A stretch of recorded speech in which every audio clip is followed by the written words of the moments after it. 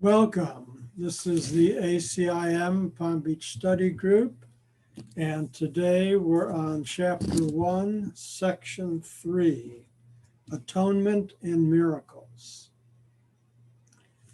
I am in charge of the process of atonement, which I undertook to begin when you offered a miracle to any of my brothers.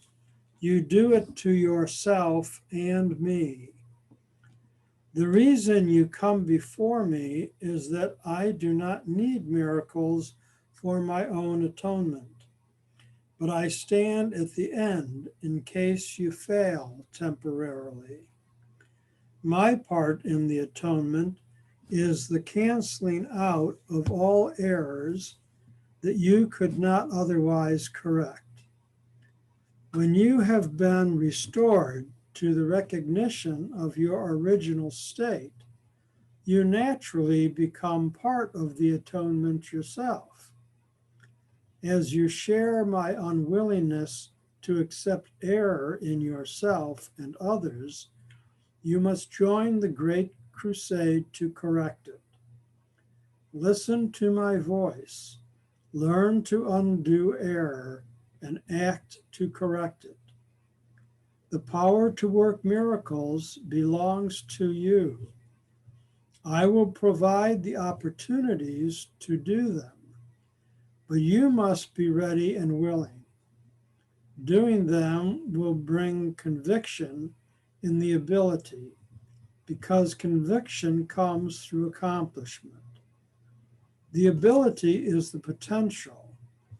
The achievement is its expression, and the atonement, which is the natural profession of the children of God, is the purpose.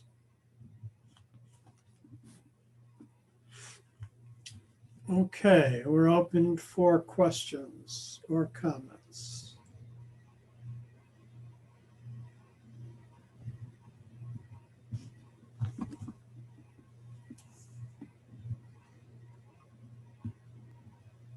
Yes, Helen.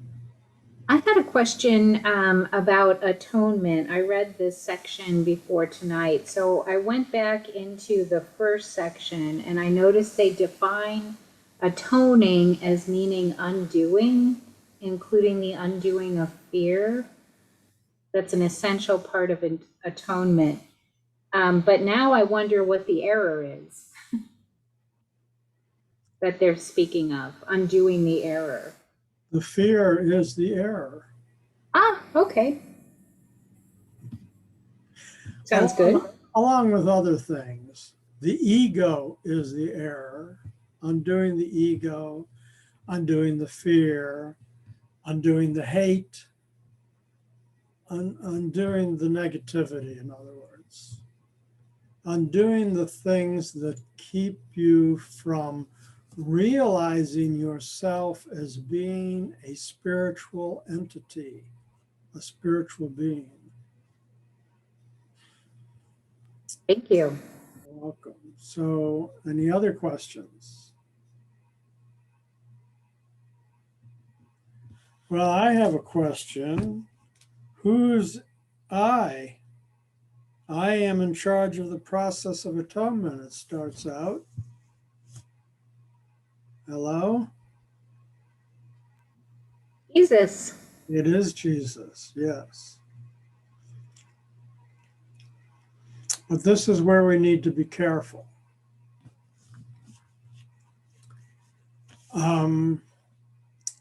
There are some people who think of Jesus as being a physical person who died on the cross and resurrected and is the Son of God, and they adore him and honor him as being God, and they think of him as being some other being, just like they think of God as being someone other and an other personality. And we understand that that is not the way to think about Jesus from the Course in Miracles point of view. We think of Jesus, and he says many times that he is our brother. He says, when you offer a miracle to any of my brothers, you do it to yourself and me. And so another way that we can think of Jesus is as our older brother, but not in the physical sense, but in a spiritual sense. He's our spiritual brother. The Holy Spirit, it could just as well, I am in charge of the process of atonement. We could easily substitute Holy Spirit for Jesus. We could substitute my higher self, the higher self. We all have a higher self, the spiritual self of us who is beyond the physical. The holy self is, so these are terms that are all sort of synonymous. Jesus, the Holy Spirit, the higher self,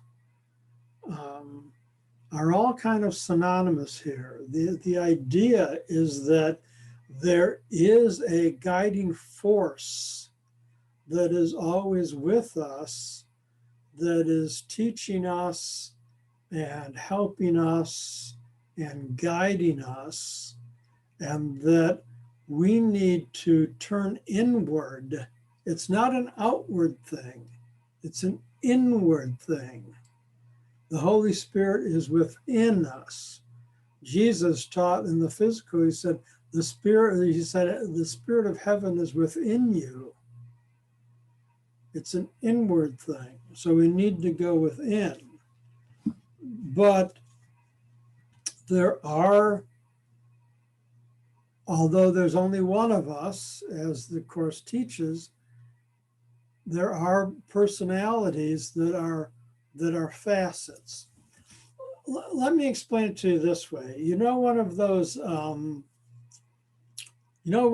globes that they put in the dance studio. It's a globe of all these little mirror squares, and they shine the light on it, and it fractals, and all the beams go all over the place, all over the room. Well, okay, there's only one globe, but there's 1,000 different fractals of mirrors on the surface of it. See? Each one of those little mirror squares, that's who we are. But if you look at the whole thing, you say, well, there's only one ball, though. There's only one globe. There's only one of us. But we're all fractals. We're fractions of the oneness. And so Jesus, the spiritual being, the spiritual entity, Jesus is one of those fractals, one of those facets, one of those fractions. Oh, I'm alliterating here. I get all my F words going. But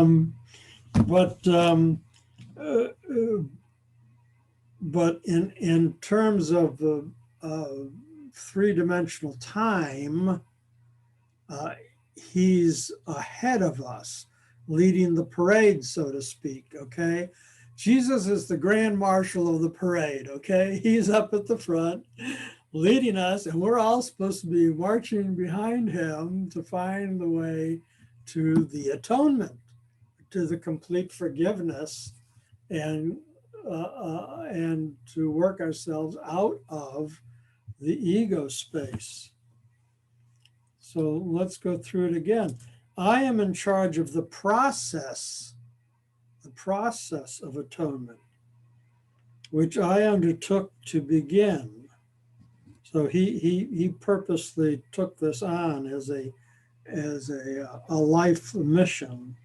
And when you offer a miracle to any of my brothers, so the miracle is forgiveness. When you offer forgiveness to any of my brothers, you do it to yourself and me because there's only one of us, because we're all connected, because we are all one.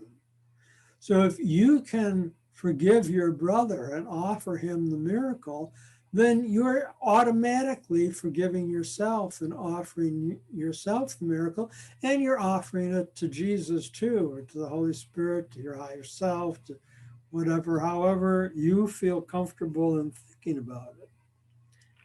The reason you come before me is that I do not, meaning to come before me, like to come before the judge, to stand in front of, to come before me, is that I do not need miracles for my own atonement. He already reached his own personal atonement. That's why he's Jesus and we're not. So, he already did that. That's why he can lead us now toward down that path. But I stand at the end in case you fall temporarily. So he's not only in the front leading us, but he's behind us, backing us up. In case we fail, he's there to catch us. So he's like an all-purpose guy here. Okay. And again, we each have our own higher self that is also the Holy Spirit within us, that is that all-purpose guide.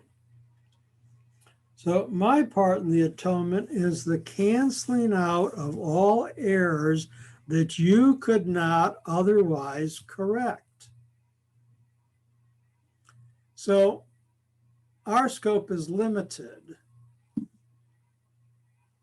Jesus, the Holy Spirit, the higher self has a much greater power. There are things that they can correct. But whenever we do a miracle of forgiveness, they step in, he steps in and makes adjustments and corrects things that otherwise we could not correct on our own. And when you have been restored to the recognition of your original state, your complete spiritual self, you naturally become a part of the atonement yourself. So everybody else who has reached the state of enlightenment while in the ego body has already reached that state of atonement. So it's not just Jesus. There have been many others before us in history who have, most people think of the Buddha, yes, there some of the saints, I don't know, St. Francis of Assisi, whoever. I mean, how do I know? I don't know specifically who they are, but they are there. That has happened. People have reached the goal in being enlightened. A lot of the Indian masters. So this is of course worldwide. It doesn't matter where in the world you are.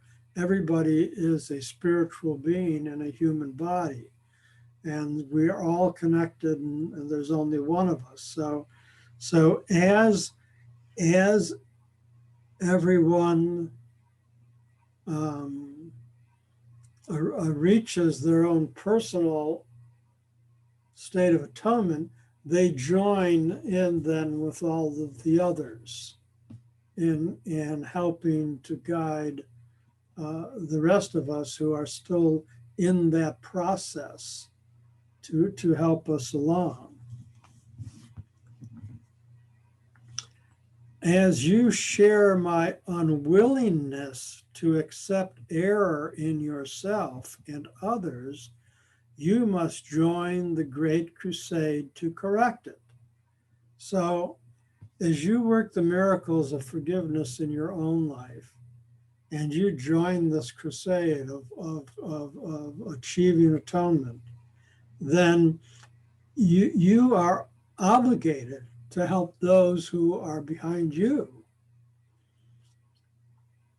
to help them. And I will provide the opportunities to do them, to do the miracles, but you must be ready and willing. So there's, you know, it takes two to tango, you know. Spirit will provide us the opportunities, but we have to be ready and willing to go through with it.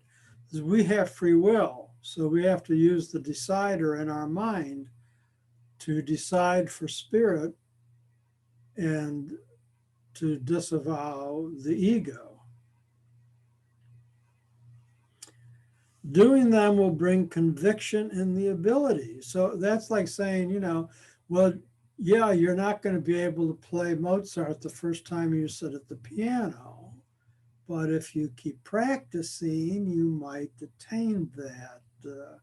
You see, so the ability is the potential, the achievement is the expression, and the atonement, which is the natural profession of the children of God, is the purpose.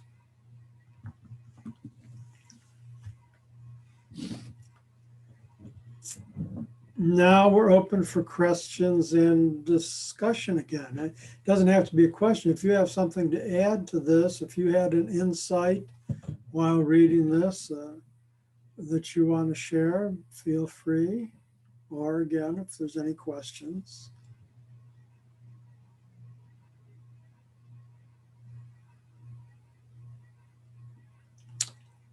Okay, then everybody's muted, so I guess we'll go on.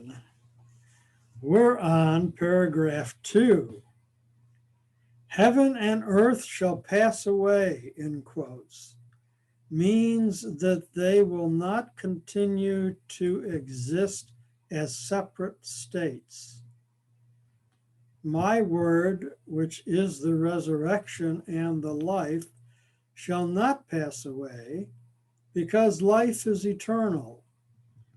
You are the work of God, and his work is wholly lovable and wholly loving.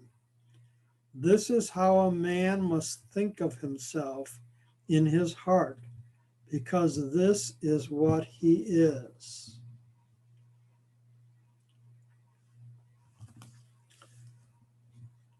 Any questions on that? That's powerful. It is powerful. Yes. You are the work of God. Of Course in Miracles states over and over again that we were created perfect.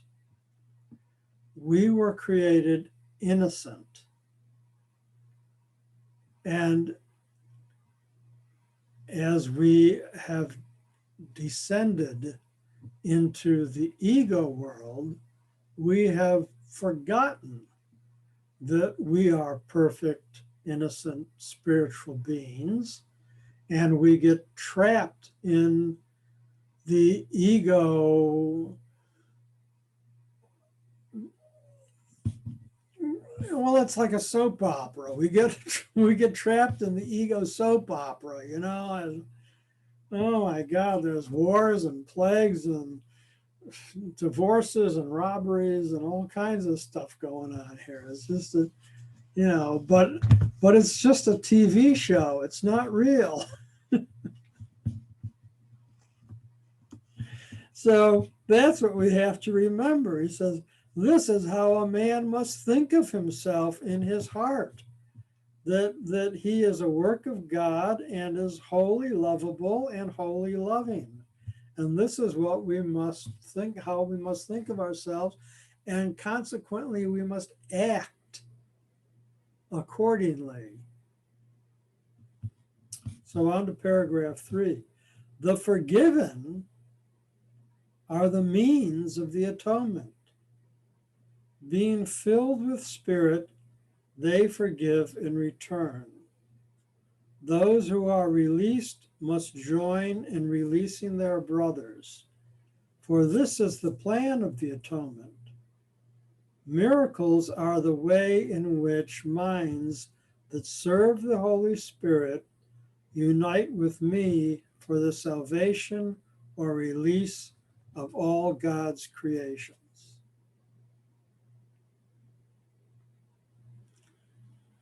that pretty much sums it up in a nutshell.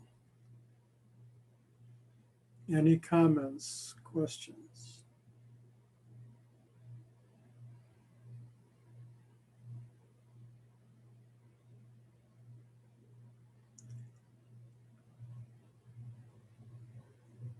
Are you speaking, Manasa? No? Okay.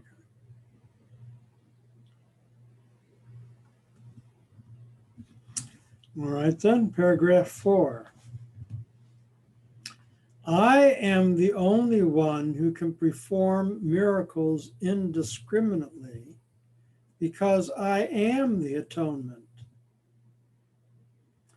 You have a role in the atonement, which I will dictate to you. Ask me which miracles you should perform. This spares you needless effort because you will be acting under direct communication. The impersonal nature of the miracle is an essential ingredient because it enables me to direct its application. And under my guidance, miracles lead to the highly personal experience of revelation. A guide does not control, but he does direct, leaving it up to you to follow. Lead us not into temptation, quote, means, quote, recognize your errors and choose to abandon them by following my guidance.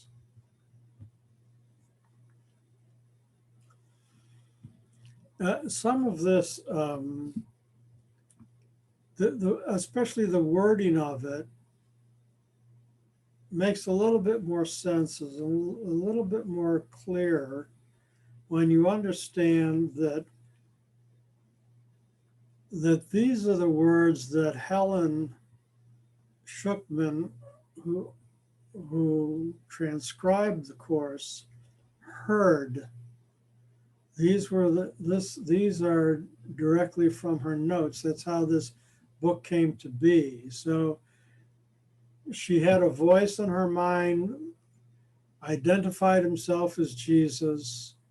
He would talk to her various intervals through the day and night over years.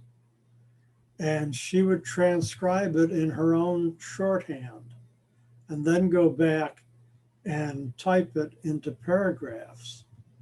And sometimes what he talked to her was corrections because he knew what she was writing. And sometimes he'd correct her and say, no, the wording here is not correct. It should be this, it should be that. He was very specific with her.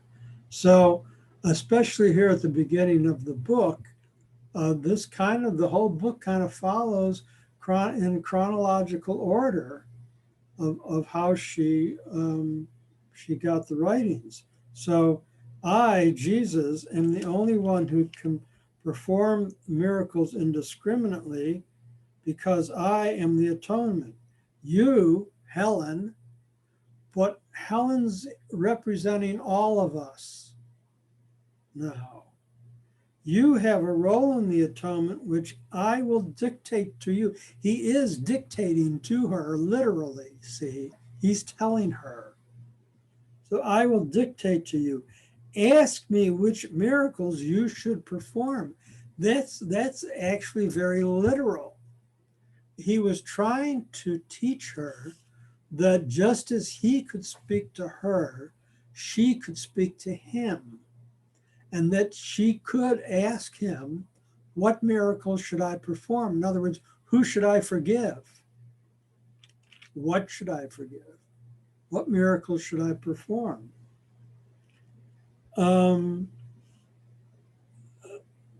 So this spares you needless effort because you will be acting under direct communication. So, I mean, later on in the book, it makes it quite clear that Holy Spirit is in charge of this process. And like I was saying earlier, the Holy Spirit is within us. We each have our own higher self, which is another term for the Holy Spirit within us, which is another term for our connection with Jesus. And so, if we're following this advice, then that's exactly what we should do. And that's where you go into prayer and meditation. Prayer and meditation is going within and communing with your own higher self, communing with the Holy Spirit within you, or communing with Jesus, whatever works for you, however you want to think of it, term of it, but you can ask. You can literally go into meditation and ask, what miracle should I be performing today? You can start out in the morning asking that question. And you may not hear a voice the way Helen did, but that voice comes in many different ways. You might hear a voice. You might have an intuition, a feeling, or something will happen to you during the course of the day, okay? There will be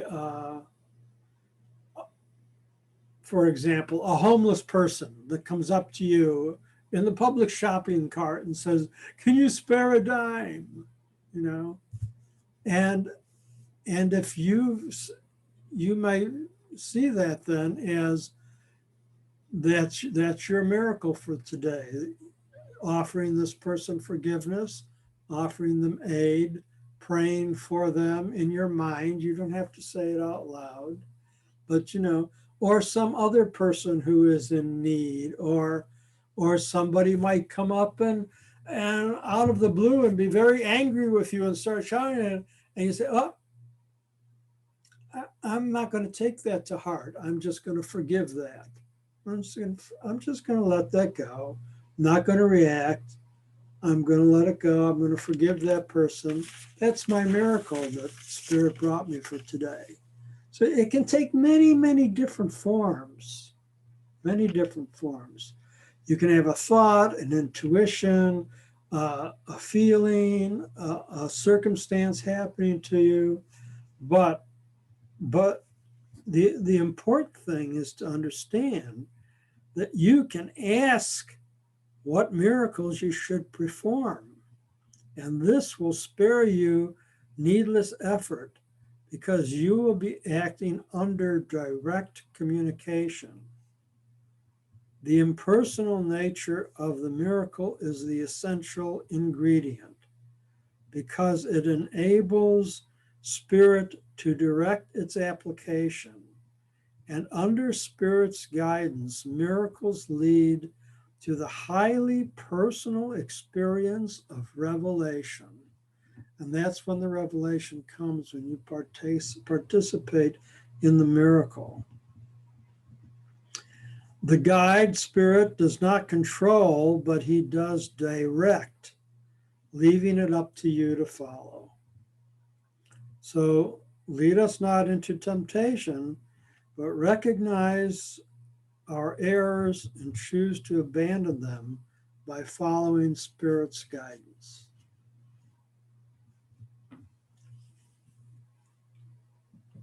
Now we're pausing for questions or comments.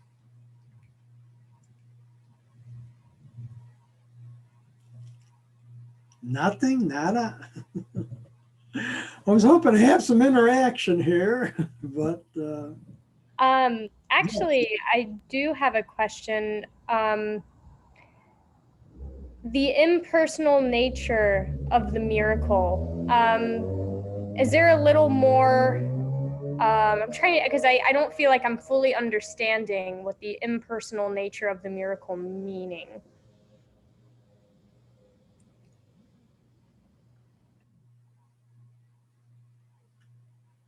well,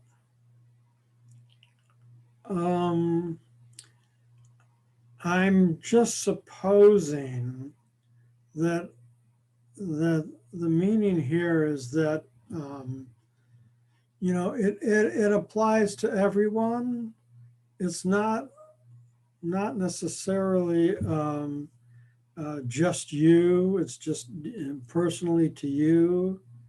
The impersonal nature of the miracle. In other words, forgiveness is for everyone. It's across the board. You know, the miracle is for everyone and everything. It's not, you're nothing special. And later on in the book, the book talks about special love. That's ego love. The special love is, oh, I love him because he's my brother, he's my father, he's my uncle. Those other people over there, well, I don't even know who they are, so I don't really care about them. Yeah. But Spirit says, no, no, no, no, no, no, no. Everyone is father, mother, brother, son, daughter. Everyone is, there's only one of us. You can't, special love is ego. Special love is what creates wars. I'm on this team, you're on that team, let us fight. Blim, blim, blim. Yeah, that's ego, special love. But miracles are impersonal. They don't take the individual person into consideration because it covers everyone unconditionally. That's unconditional love. Thank you. That's really beautiful. No, you're welcome. Anyone else?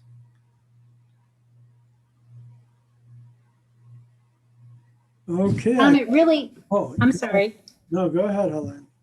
Just really quickly, it really does take us almost out of the equation in a lot of ways, right? Like our thinking mind or our ego, if you will, because he's kind of saying that the impersonal nature of asking him and letting him guide us and letting him direct us is an essential ingredient. It's absolutely necessary. Like I can't set out in the morning and say, I think today I'm going to forgive this person. I mean, unless I'm guided somehow, it's not going to lead to revelation according to what this is saying, right?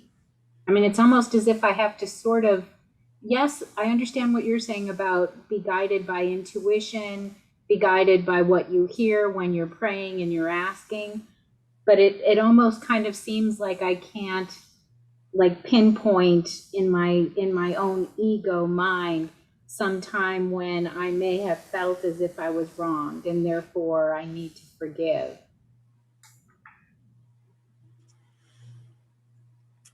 Okay, well, forgiveness doesn't come from the ego mind. The ego mind is never going to forgive anybody. Okay. So that's why you have to get into your spirit mind to do the forgiveness. Well, let me give you an example. Sometimes I'll be sitting in meditation and I'll think of somebody and in my mind, I'll offer them forgiveness, not because they did anything wrong, but because they're completely innocent. That's true forgiveness, as the Course teaches it. If you forgive somebody because they did something wrong, that's ego forgiveness. That's not the miracle. The miracle is forgiving because they're completely innocent. They're spiritual beings just like you are. And so your forgiveness is not predicated on something they did or said or didn't do or didn't say. It's because they're innocent from the get-go, and so are you. But so I might think of somebody, but then I'll just allow images or thoughts to go through my mind. I'll think about people that I knew years ago that I haven't thought about in ages, and I'll offer them forgiveness. And then someone else will come up in my mind, and I'll offer them forgiveness. So, so even, I mean, you don't have to ask like with words. If you just sit in prayer and in meditation, in a way, that is the asking. And if you just are open to what comes to you, And any person that comes to your mind or any situation, you may be forgiving whole groups of people, not just individuals, or situations like wars or political things or animal cruelty, whatever, it's across the board. So I don't know if that answered your question or not. Yes, absolutely. Thank you so much. Okay. Shall we go on to section 4, paragraph 4? Let's see. I am the only one who can perform miracles indiscriminately because I am the atonement. You have a role in the atonement, which I will dictate to you.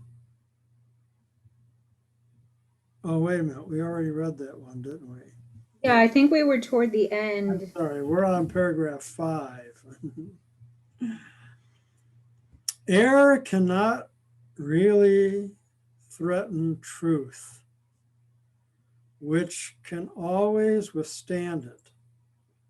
Only the error is actually vulnerable. You are free to establish your kingdom where you see fit, but the right choice is inevitable if you remember this. Spirit is in a state of grace forever. Your reality is only spirit.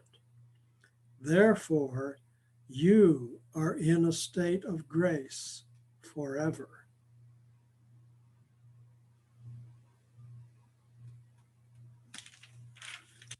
Well, put that in your pipe and smoke it.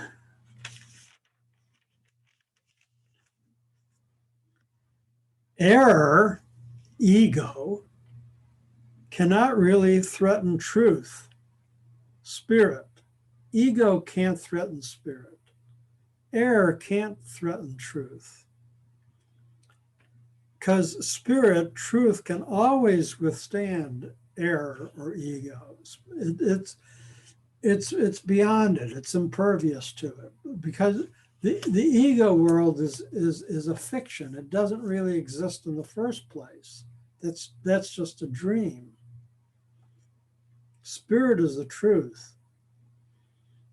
Ego is the error. So only the error is actually vulnerable because we can transcend the ego. We can work out of the ego. Well, what happens to the ego when we do? Poof, it disappears.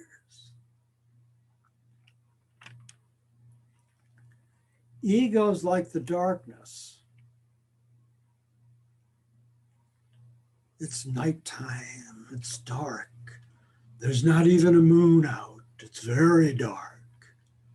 And then the sun rises. What happens to the darkness?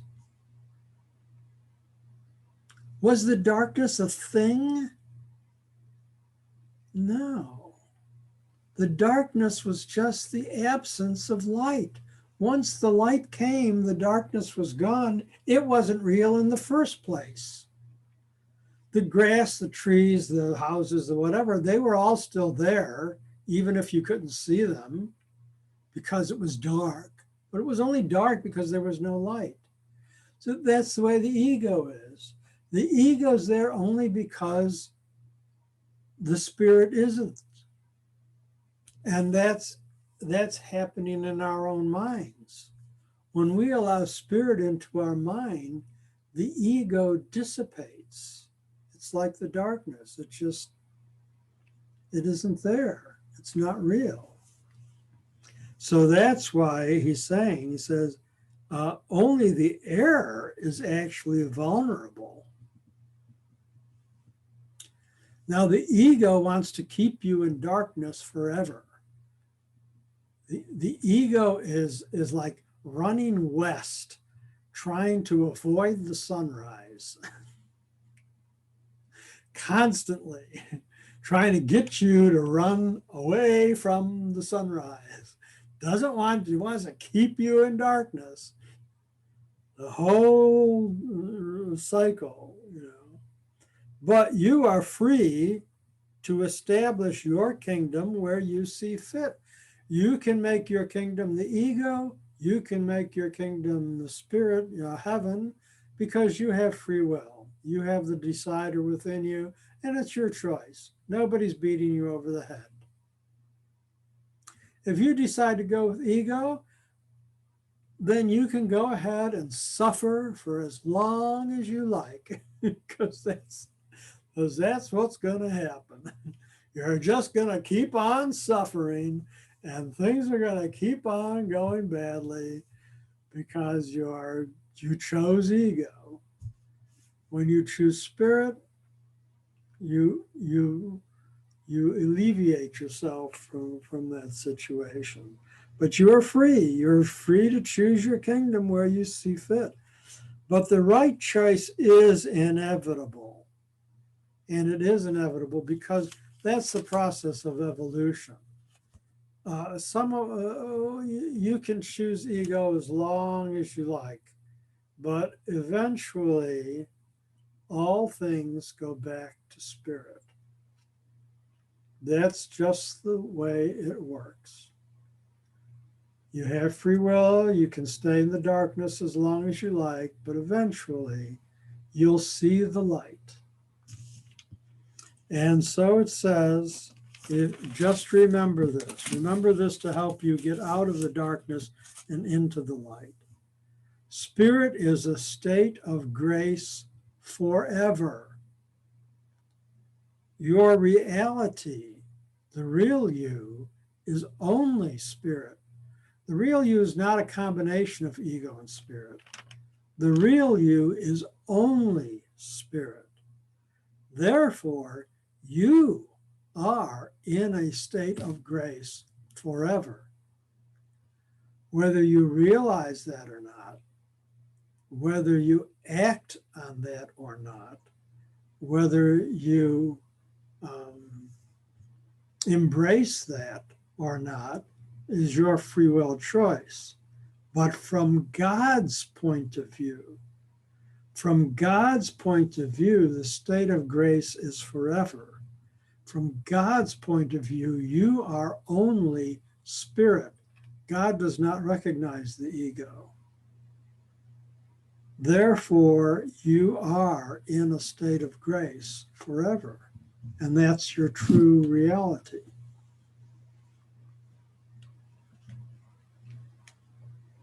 Anyone like to comment on that, or?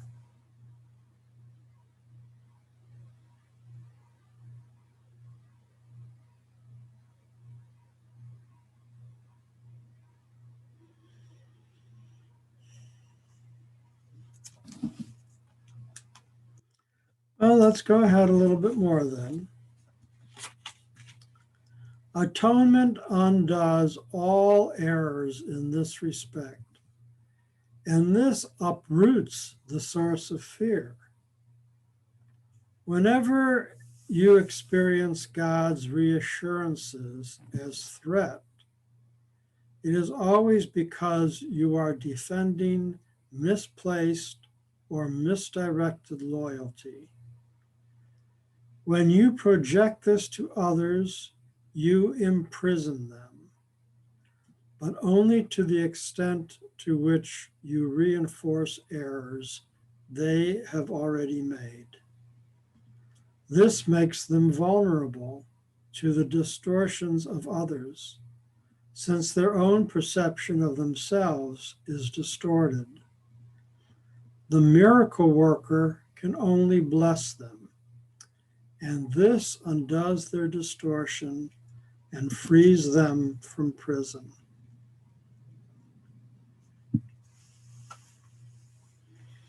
Well, now he's giving us an explanation of the interaction between ego and spirit and how it works in our lives.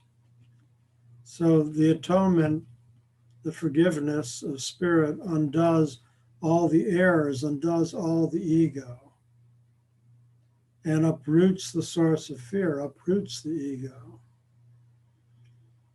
Whenever you experience God's reassurances as threat, so in other words, if what we just read, that we're in a state of grace forever, if somebody hears that and it threatens them because they're so caught in the ego mind that they can't come to terms with what's being said here, it's always because they're defending misplaced or misdirected loyalty. They're defending their ego selves. When we project this to others, we imprison them. If we project our ego self on other people, we're imprisoning them in ego, but only to the extent that you reinforce errors they have already made. So in other words, a person who's completely, and there obviously nothing is 100%, but a person who's completely in ego goes up to the Dalai Lama and starts spewing hatred and everything. And the Dalai Lama sits there and smiles and says, "Bless you, my child." It's like, he's beyond this. In other words, so whatever ego projections you make to other people are only going to affect them to the degree that they're already caught in ego.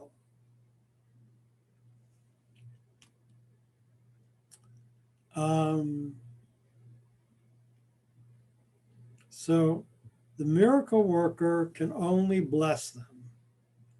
And this undoes their distortions and frees them from prison. So you can only bless them. It's the same as forgiving them. And this undoes their distortions. Now you may say, well, if this person's so engrossed in the ego and all, and I offer them forgiveness, and I don't know, they're still acting with hatred and they're arguing with people, and I've forgiven them over and over again, and I don't see any change in them. Well, you may not, but that doesn't mean that you're not having an effect, because their higher self realizes the miracle that you're working for them, towards them. And eventually that will come into their mind.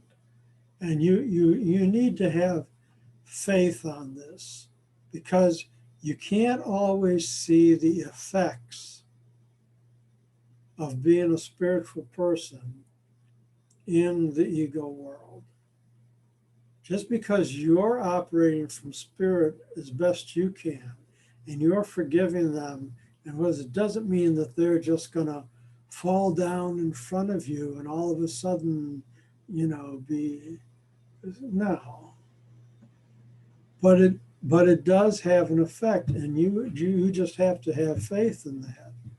In the same way Jesus did. He talked to crowds of thousands, and he knew some people were going to get it and some people weren't, but that's okay. He just put it out there, and eventually, maybe it was 2,000 years later, but eventually there are people who, oh, that's what he was saying. Oh, that's what was happening there.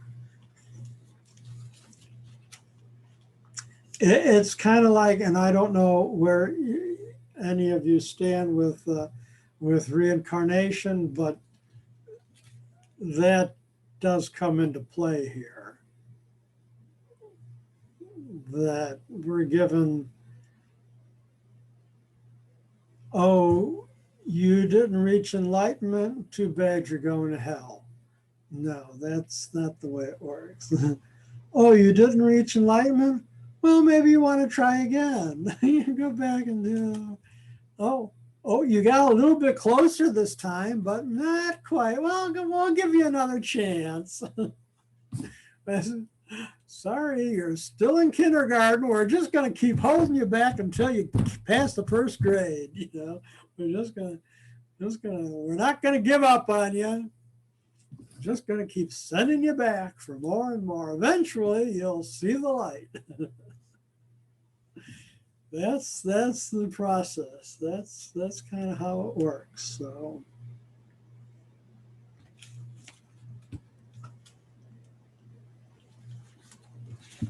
We're in our last 10 minutes. So again, any more questions, comments? I did have a thought come up when you had mentioned how when one forgives, there also needs to be I guess like a understanding that the other person isn't going to bow down at your feet and say, oh, thank you, I finally see it, I finally get it. And it makes me feel that part of true forgiveness is understanding and accepting and embracing that the receiver of that forgiveness might not feel it. Right. That's where compassion comes in. To be compassionate and loving, to be understanding. You know, you can only do what you can do, and then you have to leave it up. Remember what he said earlier. He said, my part in the atonement is the canceling out of all errors that you could not otherwise correct. We read that earlier, a couple paragraphs. So that's part of it. We can just offer the miracle the best that we can, and then leave it up to Spirit to take care of it from there on. So eventually, and just know that eventually everybody will achieve the atonement. So we just have to do the best that we can in our lives to reach our goal, and know that by doing that, we actually are helping everybody else. So here's a metaphor for you. There's a big old empty bucket, and one drop of water falls in it. Big deal. One drop of water in this big old empty bucket.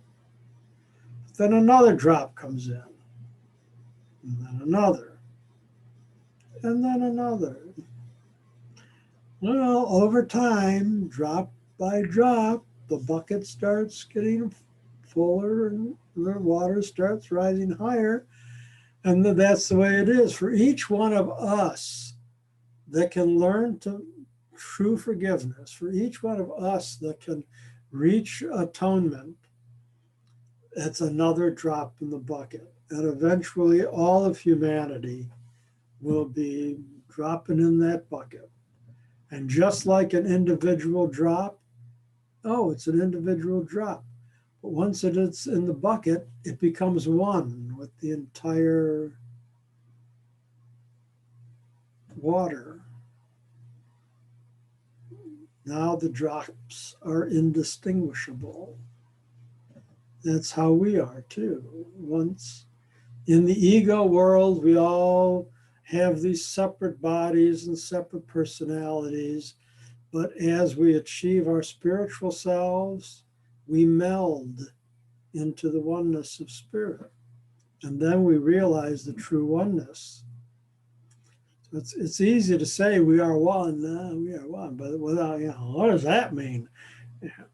You can't really experience that in the ego unless in meditation, and that's what the revelation, you might have that revelation, that feeling, that experience of being a part of the oneness in revelation. But as it said in last week when we were saying is that it only lasts for a moment, I can't quite find it right now, but if you go back to last week's lesson, you'll see we read that revelation is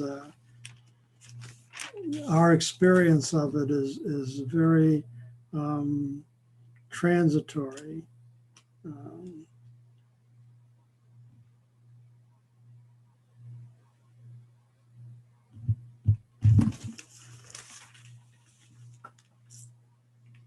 Anyone else?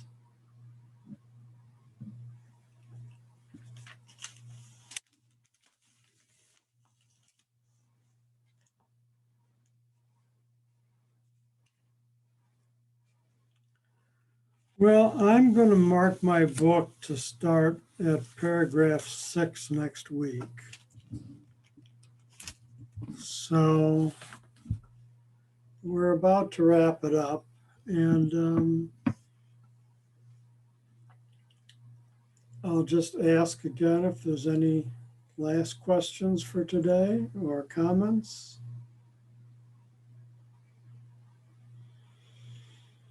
No? Well, let's have a moment of silence, okay?